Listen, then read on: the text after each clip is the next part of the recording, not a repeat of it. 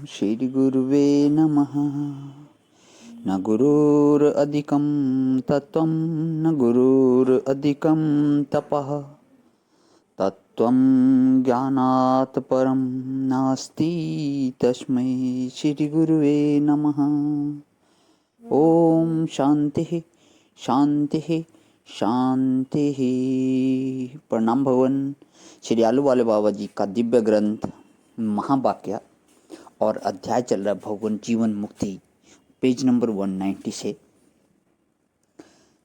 तो ज्ञानी का जो था सारा कैसा व्यवहार होता है ये दिखाया हुआ है इसमें। जो हमारा सत्संग चला हुआ था पिछले वाला कि सामान्य मन की शुद्धि, निर्लेपता, प्रसन्नता, निष्प्रियता, निर्भयता आदि सतोगुण और शुद्ध सतोगुण के धर्म सब में अवश्य होते हैं। इसे आगे कर रहा हूँ भगवान। किसी के ये भाव बाहर प्रत्यक्ष होते हैं, किसी के नहीं होते, परंतु सूक्ष्मता से ये सब के अंतःकरण में रहते हैं। अति कर्मकांडी, अति तपस्वी, अति त्यागी, अति रागी, अति निष्प्रिय, अति बोलने वाले, विशेष मान्य रखने वाले, ऐश्वर्य युक्त रहने वाले अथवा पिशाच के समान रहने वाले सब प्रकार के जीवन मुक्त हो सकते हैं। ऊपर का किसी प्रकार का आचार जीवन मुक्ति में बाधक नहीं होता। वह अपनी तरफ से अमुक प्रकार से रहना पसंद नहीं करता, परंतु प्रारब्ध के भोग के अनुकूल उसकी रहनी करनी स्वाभाविक होती है। यह भी नियम नहीं है कि एक ही प्रकार की रहन सहन बनी रहे, और ऐसा भी नियम नहीं है कि अंत तक एक ही प्रकार का प्रारब्ध बना रहे।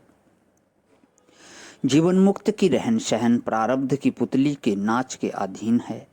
जिस प्रकार बजने वाले यंत्र में जो भरा हुआ है, प्लेट चालू करने से वह ही आवाज बाहर आती है, इसी प्रकार जीवन मुक्त के जैसे पूर्व के कर्म हों उसके अनुसार स्थूल शरीर का प्रारब्ध भरा हुआ है। वही कर्म कर्म में से खुलता जाता है। जीवन मुक्त वाले को भी भाव से विदेह मुक्त अवश्य रहना पड़ता है। जो भाव से विदेह मुक्त नहीं वह जीवन मुक्त नहीं है। विदेह मुक्ति के भाव की न्यूनता, मध्यता और उत्तमता से ही जीवन मुक्त की स्थिति का भेद है। एक जमींदार का लड़का बचपन से ही अत्यंत सीधे स्वभाव का और शांत था। प्रथम तो उसके माता पिता उसको पागल अथवा मूर्ख समझते थे, परंतु ज्यों ज्यों वह बड़ा होता गया त्यों त्यों शांत, सुशील और बुद्धि वाला मालूम हुआ। माता पिता ने लौकिक विद्या पढ़ाने का बहुत प्रयत्न किया, परंतु प्रयत्न के अनुसार वह पढ़ न सका। कुछ भाषा मात्र सीख सका। उसकी बुद्धि पढ़ने में मंद मालूम होती थी, परंतु जब किसी भक्ति के वाक्य का उच्चारण कराया जाता तो ठीक ठीक याद रह जाता था।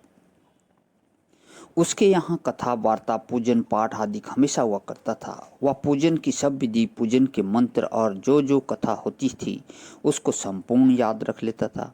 यज्ञोपवीत संस्कार होने के बाद संध्या पूजन और हवन आदि में वह 2 घंटे नित्य लगाता था और जो कुछ करता पूर्ण प्रेम से करता था। कहीं साधु संतों को देखता तो उनके पास पहुंच जाता और उनके एक एक शब्द को चित्त लगाकर सुनता था। घर वालों और व्यावहारिक मनुष्यों से उसे प्रेम न था। जब देखो तब एकांत में बैठा रहता था। ऐसा करते हुए वह युवा हुआ। जब माता पिता का देहांत हो गया तब घर का और जागीर का सब काम उसके जिम्मे पड़ा, तो भी वह अपने भाव में ही मस्त रहता था। उसका पुराना करिंदा सब काम किया करता था। उस जिम्मेदार का स्त्री और पुत्र के ऊपर विशेष प्रेम न था। साधु संतों से मेल रखता था। जिन जिन साधुओं को वह जानता था उन सबको ही अपना गुरु मानता था और शिष्य भाव वाला होकर प्रत्येक से कुछ न कुछ उपदेश ग्रहण करता था। जब वह 25 वर्ष का हुआ तब उसको आत्मज्ञान हो गया। बाद में उसकी जीवन मुक्ति की अवस्था बढ़ती गई। वह गृहस्थी में बना रहा। लोग उसे महात्मा समझते थे और आशीर्वाद लेने उसके पास आया करते थे। वह सबके ऊपर शुभ भावना वाला था और सबका शुभ चाहता था। प्रख्याति बढ़ती गई और लोग अपने मुख्य मुख्य कर्मों के लिए देवता के समान उस जागीरदार की मान्यता करने लगे।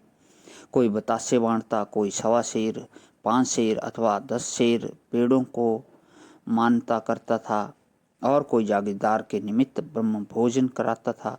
इसी प्रकार जागीरदार भी सब पर दयालु बना रहता था।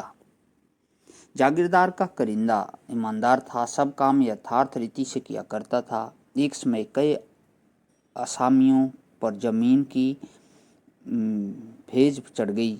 वे देते नहीं थे, इसलिए करिंदे ने सरकार में नालिश कर दी। असामियों को निश्चय था कि सरकार डिग्री कर देगी, इसलिए वे 10 मनुष्य 1.25 सेर पेड़ लेकर जागीरदार के पास पहुंचे और हमारी मान्यता का है ऐसा कहकर भेंट धर दी। जागीरदार महात्मा ने कहा, तुम्हारी किस प्रकार की मान्यता है? एक मनुष्य ने सबकी तरफ से कहा, हम आपके आसामी हैं। 2-3 साल वर्षा अच्छी न होने से आपकी भेज जो है मतलब भेंट जो है हम पर चढ़ गई, हम दे नहीं सकते। आपके कारिंदे ने हमारे ऊपर नालिश कर दी है, हम उससे जीत जाएं, इस भाव से यह भेंट धरी गई है। जागीरदार ने कहा, अच्छा जाओ, तुम लोग जीत जाओगे। आसामी प्रसन्न होते हुए अपने घर चले गए। दूसरे दिन मुकदमा था। दैव योग से कुछ ऐसा ही बनाव बन गया कि मुकदमा सीधा होते हुए भी करिंदा हार गया और आसामी जीत गए। इससे आगे का भगवान कर लेता हूँ। आज यहीं विराम। ओम शांति शांति शांति।